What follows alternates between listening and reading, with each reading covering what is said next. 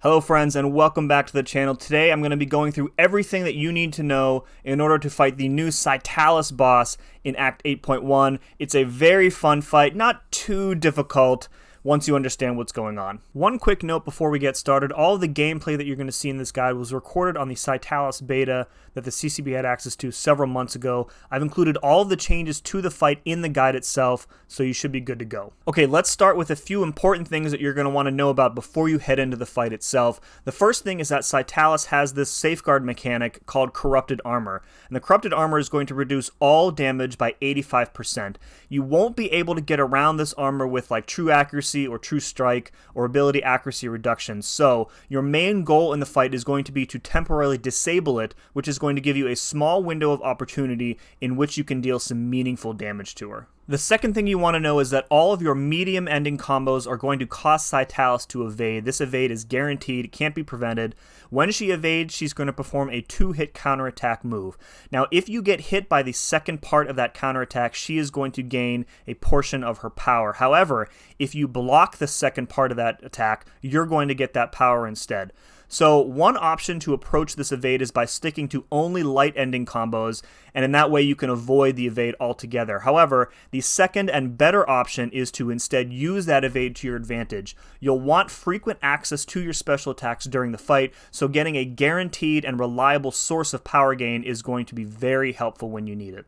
Okay, traps are the third thing that you want to be aware of. SCYTALIS triggers traps on her special attacks, and depending on what phase of the fight she's in, it can either be from the special 1 or the special 2, but never both of them. Traps are dropped at her feet when the special attack ends. They take a few seconds to arm, and as the fight goes on, they're going to take longer and longer to arm before they actually become active. Trap is active and you trigger it, SCYTALIS is going to become completely unblockable, and that's probably not going to end well for you. Now, they do work similarly to Kraven's traps so that you can remove it or break out of it with a special attack, but you should really avoid doing this unless you're pinned against your wall and need to break out in an emergency. So the main goal of the fight is to force SCYTALIS to trigger her own traps.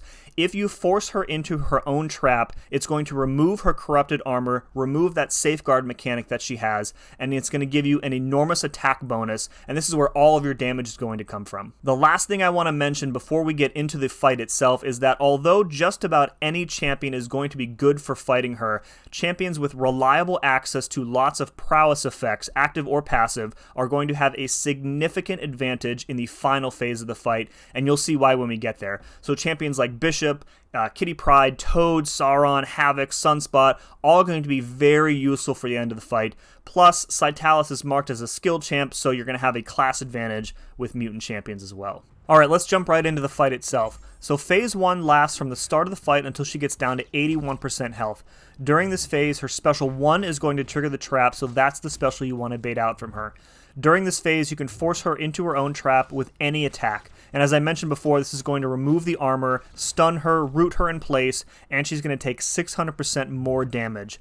Also, while she's trapped, her combat power rate is going to be 0, and yours will be increased by 50%, so just go to town on her. You'll also get a prowess whenever this happens too, so these prowess effects are going to persist between fights and attackers, and you'll need them for the final phase. One very important thing to note about the armor: if you deal more than 5% of her health in a single attack while the armor is down, it's going to come back right away. So this is going to prevent high damage burst champs from nuking through each phase in one go. So once you get her down to 81%, the next phase starts immediately. There are a few seconds of a cooldown period where she's going to purify all debuffs and play defensively to kind of allow you to reset. Use that time to create space for yourself by hitting into her block. Phase 2 lasts until 41% health. In this phase, her traps are going to be armed from her special 2 and not from the special 1, so you're going to have to do a lot of 4-hit combos, hold block to force her not to use that special 1. The traps are going to take a few more seconds than in the first phase to arm themselves, so you have to be patient, wait for that trap active call out before pushing her into them.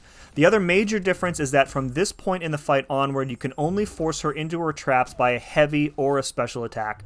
Remember, you can still safely parry her, so a heavy attack is always the way to go here, because you want to use your specials while her armor is down to take advantage of the prowess. Alright, phase 3 lasts from 40% to 11%, and her traps will again arm themselves after the special 1 and not the special 2. However, the arming time is quite lengthy here. So the danger is that if you push her to another special 1 while a trap is arming, she's going to replace it with a new one. And if this happens repeatedly, you're going to quickly find yourself backed into the corner. So stay patient, stay out of her way, wait for the first trap to arm before you push her over to another bar of power. Remember, you can force her to evade with your second medium in order to gain some power for another special attack here too. Once she's down to 10%, the final phase will trigger, and it's pretty tricky, so let's break it down. During this phase, her armor is going to prevent all damage and can no longer be removed by traps. In addition, if you try to heavy her while she's stunned, she has a guaranteed chance to evade, so when it comes to knocking her into traps, you have to stick to your specials. Those traps are back on her special 2 in this phase, so you can easily prevent her from dropping any at all if you just continuously bait out the special 1. So every hit from a special attack in this phase is going to remove a prowess effect from you and reduce her armor by 10%. So you will either need to have built up a total of 10 prowess during the fight so far, or you'll need to continue knocking her into traps with a special attack to gain more prowess that you can then use to remove the armor. Or you can just use a mutant champion who can reliably gain prowess and just use your specials normally. So, like I said early in the video, mutant champions have a huge advantage here in this final phase.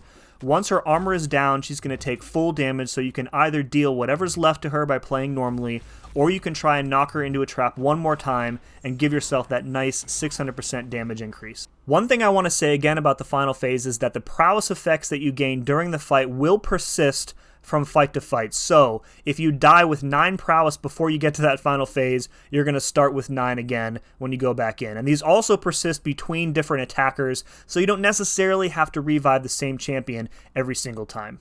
Alright folks, that's going to do it for this boss guide. I hope it was helpful for you. If you have any questions about the fight or her mechanics, I will be happy to answer them in the comments below. I would greatly appreciate it if you'd hit that like button for me, and be sure to sub for future content. As always, thank you very much for watching. We'll see you again next time.